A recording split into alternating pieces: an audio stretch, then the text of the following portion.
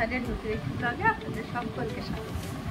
আবার একটি নতুন দিন, নতুন সকালের শুরু। যথারীতি এখন আমার তাই বাড়িতে যাচ্ছে 10:30 মতো। আর বাড়ির মোটামুটি কাজ হয়েই এসছে। এরপরের কাজগুলো রয়েছে, আবার যেগুলো স্নান পুজো হবে।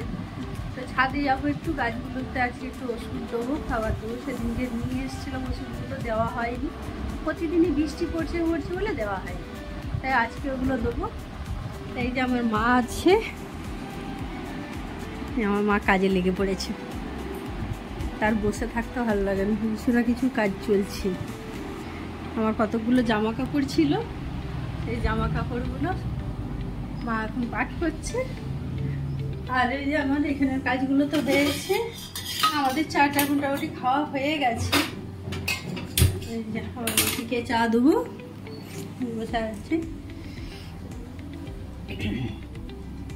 ওকে চাটা দিয়ে তারপরে ছাদে যাবো, ছাদে দিয়ে ছাদের গাছগুলোকে ওই ওষুধটা দেবো। সঙ্গে থাকুন ভিডিওতে, সারাদিনের আজকের দিনচর্যা আবার আপনাদের সাথে শেয়ার করবো। আশা করছি ভিডিওটা ভালো লাগবে। গতকাল তো ছিল ছেলের জন্মদিন, আর তার এই যে পায়েস মিষ্টি সব রাখা ছিল, ও তো কালকে আসেনি, তাই আজকে ওকে দেওয়া হলো। আর এই যে দেখুন, ওকে যতই বলি তুই চেয়ারে বস, ও সেই বসবে ওইখানেই। ওকে বলি কেন, তুই কি চেয়ারে বসলে চেয়ারটা ক্ষয়ে যাবে? কিন্তু ও কিছুতেই শুনবে না, ওর নাকি লজ্জা লাগে।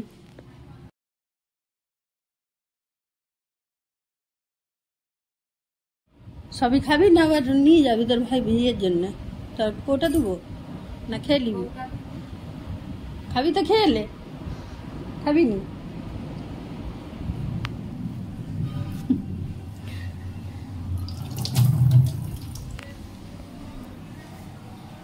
কি কি নিয়ে যাবি সেরকম কোটা দেবো? এটা দিলে হবে?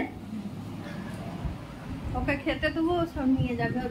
ভাইপো, ভাইজি, বোনপো সবার জন্য বয়ে বয়ে দিয়ে যাবে।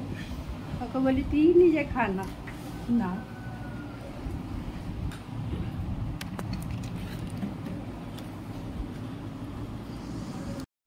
চলুন, এবারে ছাদে চলে এসেছি গাছে ওষুধ দেবো বলে।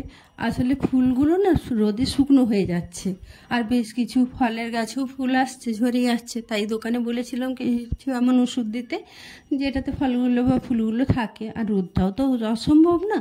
তো ওনারা আমাকে একটা ফাঙ্গিসাইড আর একটা মাইক্রোনিউট্রিয়েন্টস দিয়েছে, ওইটাই দিতে চলে এলাম। আর এত অসম্ভব রোদ, মানে দিতেও কষ্টকর। কিন্তু এটা তো দিনের বেলা ছাড়া দেওয়া যাবে না, বলেই দিয়েছে যে দিনের বেলা সূর্যের আলোতেই দিতে হবে। একটু সকাল করে দিতে হতো, কিন্তু সকালে বাড়ির কাজ হাতে আর বেশি সকালে দিতে পারলাম না।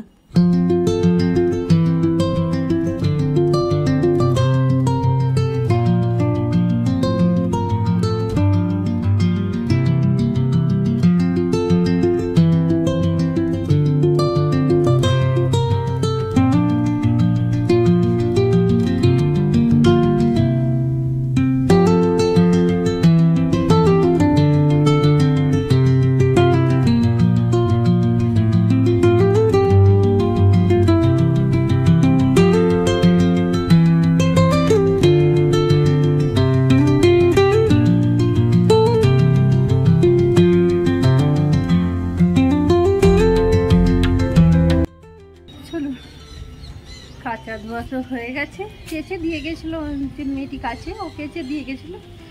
আর গাছে ওষুধ দিচ্ছিলাম বলে তখন আর ধুয়ে মিলিনি। ওকে বললাম তুই রেখে দে, আমি ধুয়ে মিলে দেবো পরে।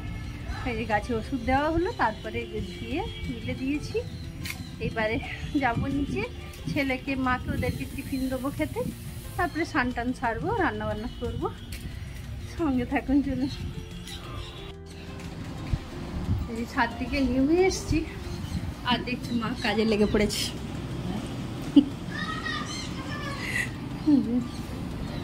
ওখানে জামা কাপড় পাট করে তারপরে এখানে আনাজ কাটতেও বসে গেছে। ওদিকে টিফিনগুলো দিয়ে তারপরে এবারে স্নান টানগুলো করবো। এই যে দেখুন না, এদিকে চলছে টিভি, আর এদিকে বাবুর হচ্ছে খেলা। অথচ টিভিটা সারাক্ষণ চালাতে হবে। আর বিছনাটা কি করেছিস এটা? তোরা লন্ডা ভন্ডা করে দিয়েছিস যে, কি করছিস দেখি, দেখা কি করছিস, কি হচ্ছে এটা? কি বানাচ্ছিস? ফোন? তো ম্যাগনেট বল দিয়ে ফোন হয়ে যাবে? তার টিভিটা বন্ধ করে দেবো নাকি? টিভিটা কে দেখছে?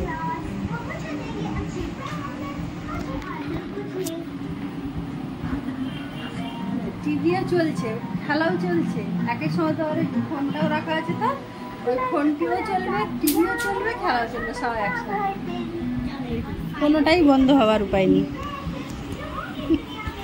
আমি স্নান করে বেরিয়ে দেখছি আমার ভাইপোও এসে গিয়েছে।